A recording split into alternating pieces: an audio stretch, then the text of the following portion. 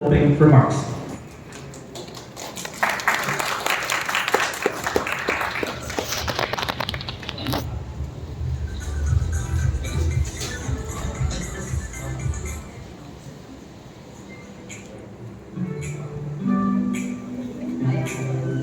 Hello? Parang Congress to ah. Welcome to the official press conference of Blacklist Rivalry, guys. So again, I am Tryke Gutierrez, the CEO and co-founder of Tier 1. And of course with me is Alodia. Yeah, hi everyone. I'm Alodia Gosiengfiao, CCO of Tier 1 Entertainment. Good afternoon everyone. I see a lot of familiar faces, so again, thank you so much for spending time with us because this is such a momentous event for us. It's been a long time coming. I swear it's been a dream for over the past couple of years. But before anything else, let me share with you a quote we held on to when we were just first starting Tier 1 Entertainment. So it goes like, sometimes life is about risking everything for a dream no one can see but you. And in the beginning, that dream was to help fellow gamers create a career, pursue their passion in this industry. And because it wasn't easy back then, like 10 years ago, I mean, we had to fight with our parents to show what we actually do. We had to prove to the people, to our loved ones, that this can actually be a career. But fast forward to today, we've met a lot of people who share the same vision, and now our dream is becoming a reality and actually exceeding my expectations. So our deepest gratitude to the people who believed in our esports team, our brand, Blacklist International, which we started a couple of years ago. Before no one knew who it was, but recently, I guess some people, well, kind of a lot, not just in the Philippines. It's very heartwarming to see when people come up to you and say, oh, we're fans of Blacklist International. It's like, I feel that there are babies. So, yeah. Now we have a professional esports team in Dota 2, which is a very interesting game because it was the game you always hear in net cafes. And actually, one of the games I played until 4 a.m. when I broke up with one of my exes. So, hashtag Dota or ako. Huwag niyo nahanapin kung sino yun, okay? And kidding aside, thank you so much to Rivalry and of course my Predator Gaming family for helping make this dream come true. And of course our back-end team for putting this together, and to all our media friends for helping share this story. So yeah, cheers and hope to have you guys part of this new journey for us. So for myself, I guess what I can say is when I started in esports, I think it's way back, like 12 years ago.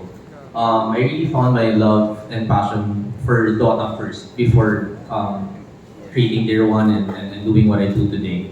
And I think what I can say is that this is a game that's really very sentimental to a lot of people. Like if you meet people in esports and gaming today, most of their roots really come from the Dota 1 space, in the PC space, playing with their friends, like playing with the people they grew up with, right? So I think for me personally, why I entered into esports was because there wasn't really a lot of opportunities for people like me to be able to pursue gaming as a career, and to become a professional player back then meant you can only compete in WCG once a year. So because of that, I joined Mineski, helped organize some events, eventually went into Philippine Esports Organization. And I think with Tier 1 Entertainment, we were able to really create something different in such a way that it became influential, it became bigger, it became more grand, and we just opened up more opportunities. And to be back here in this position, to be in Dota 2 again, and put up one of the most decorated team we've seen in a long time. Decorated and very expensive. That's all I can say. But I think what I can say about this team is that first I want to thank Altea, of course, and the rivalry group, because just to be fully transparent, this all happened, like even before TI, when TI was happening, we were talking about it already. And then right after TI, we went on a meeting on a Monday of that TI, and they talked about the possibility of like working together. And then that's when things probably like shaped up, and that's when it truly became real that hey, we can actually have a shot at putting up a team that's formidable of competing against the world. So now finding Kuku, finding the rest of the players, I think was such a fortunate thing. I mean, I can go on and on with the whole process that we went through, but I think for us to be in a position, we're just very fortunate because one, um, a lot of contracts were finished during the time that we were signing up people and we were looking for players. And second, we have great partners who are willing to support us in this endeavor. And I think last but not the least, we now have a platform where we can really accommodate athletes and at the same time for them to be able to really compete to become the best in the world. That's just for me. So I know that a lot of people are really waiting for this team to compete.